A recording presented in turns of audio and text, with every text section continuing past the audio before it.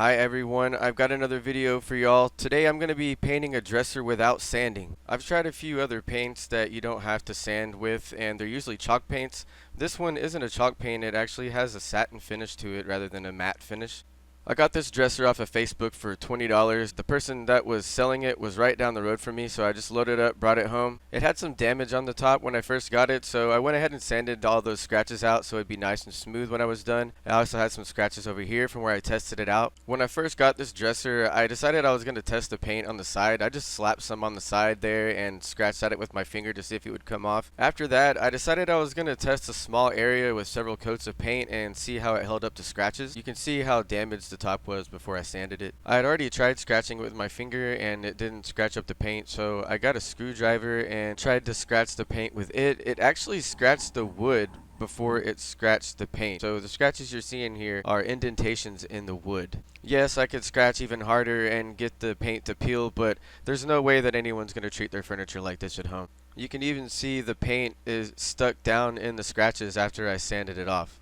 So other than the top, nothing has been cleaned or sanded yet. I'm going to be using some products from a paint company called Rethunk Junk. They sent me these products nearly a year ago and I'm just now getting around to messing with them. I get a lot of questions about painting furniture without sanding, so I figured this would be a great time to do a video on it. The first thing I do when I start any project is remove the hardware and put it in a safe place.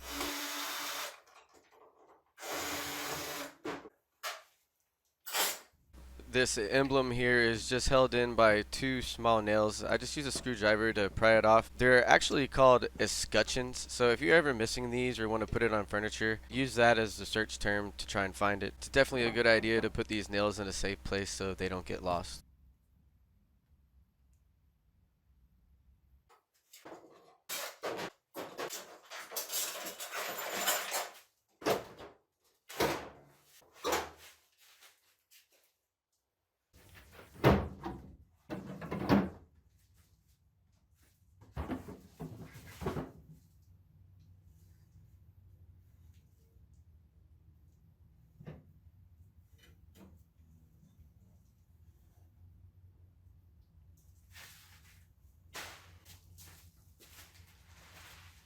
Here I'm just cleaning off all this layer of dust so I don't have to worry about it later. It's a good idea to wear a dust mask or a respirator when you're doing this.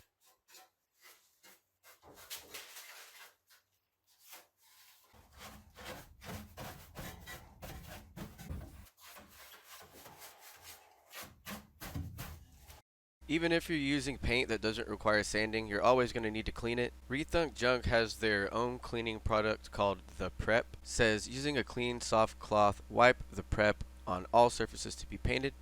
I'm going to be using my toasty sponge.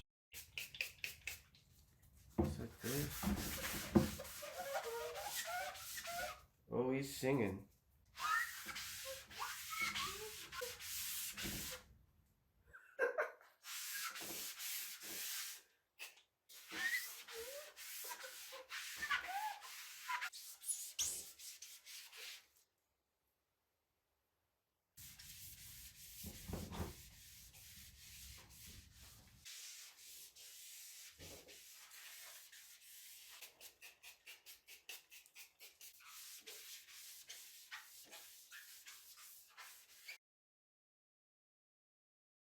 Alright, I've got the body all cleaned down. I'm going to let this dry for about 30 minutes since it's kind of cool today.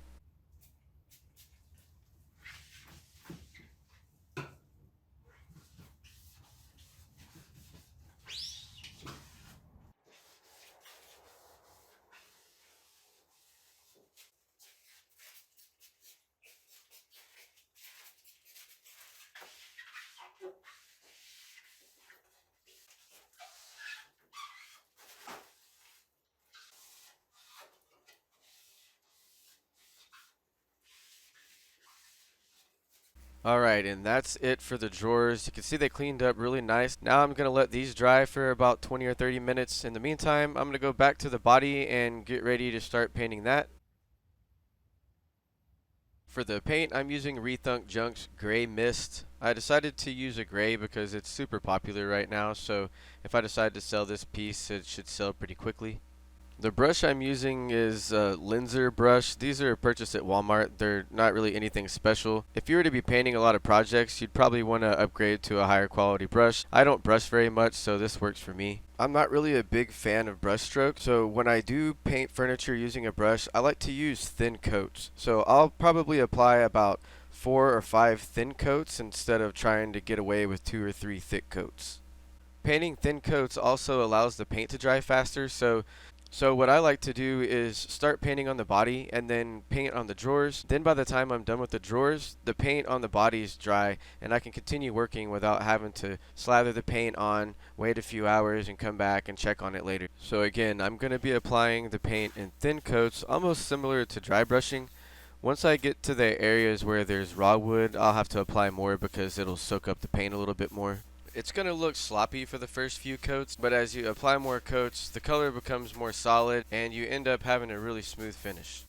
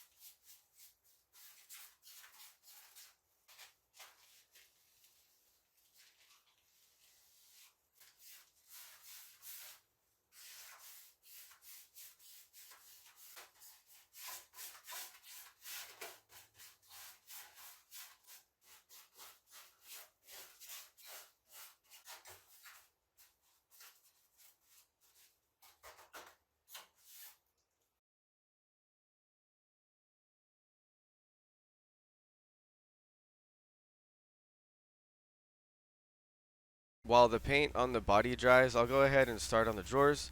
The drawers only take about 10 minutes to paint, and by the time I go back to check on the body, it's usually dry enough to get another coat, especially if I have a fan turned on.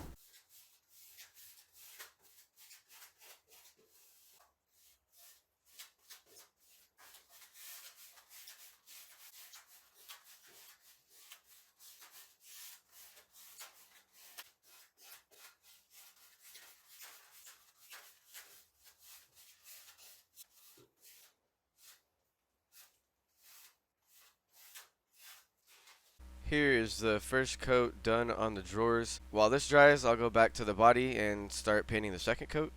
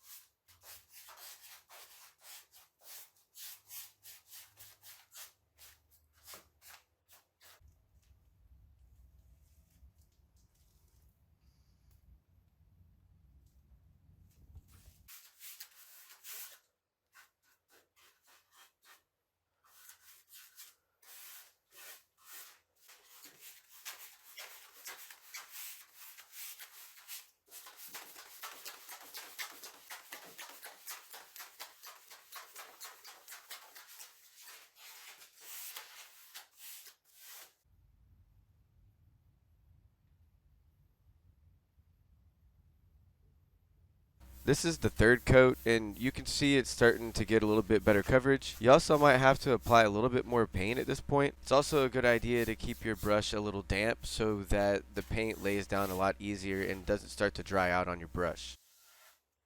This is the third coat of paint starting to dry. The splotchiness that you're seeing at the top is actually the paint starting to dry and the time that it took me to paint the sides and the front.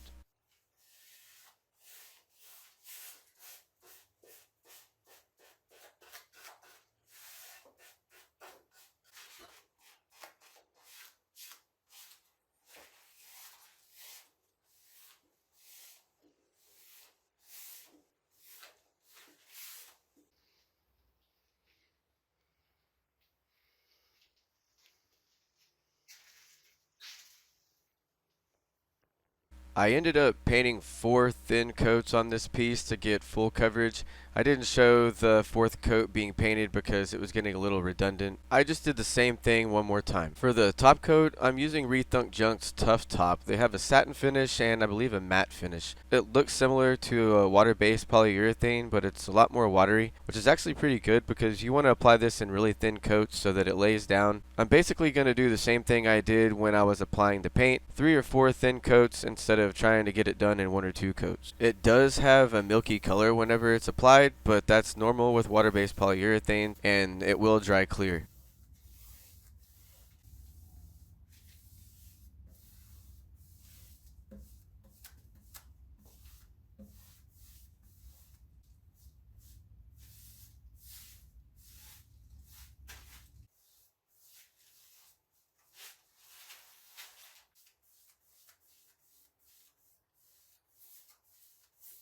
This is how it looks after the first coat is completed. You can see it's still kind of streaky. It also looks kind of glossy. It's still wet. Same thing with the drawers. They look really glossy, but after it dries, you'll notice that you'll need to apply more coats. Here I'm applying the 4th coat of the Tough Top. You can kind of see from the lighting how it has a softer look, more of a satin finish now. I just felt like it needed one more coat to make me happy.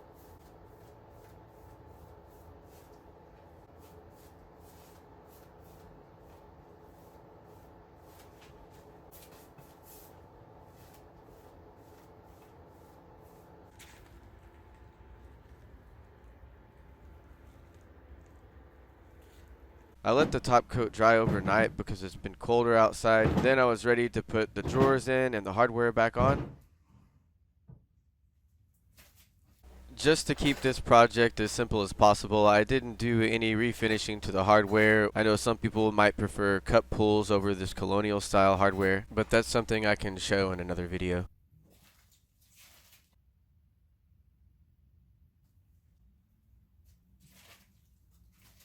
And here is the final result. I ended up being really happy with this paint. I'm not very big on skipping the sanding part of prep. I think this would be a good option if you don't have the ability to sand, maybe if you're painting indoors. I'm not done with this dresser yet. I'm going to do another video next week where I do a little bit more to this dresser just to give it a little bit more character. I'm going to do some light distressing on the edges, and I'm going to test out their glazing products. Thank you very much for watching. Please make sure to subscribe to my channel if you haven't already. Hit that like button. Share this video with your friends if you know of anybody that's getting into painting or they're already a painter. Please leave me a comment down below. I love reading your comments. Also, whether you're new to painting or a veteran painter, don't forget about my furniture painting community on Discord. I'm going to put the link down in the description. You can click on that and you can come chat with us about painting furniture. I'll be back next week with the second part of this video. Make sure you subscribe so you don't miss it. Thanks again for watching, and I'll see you guys later.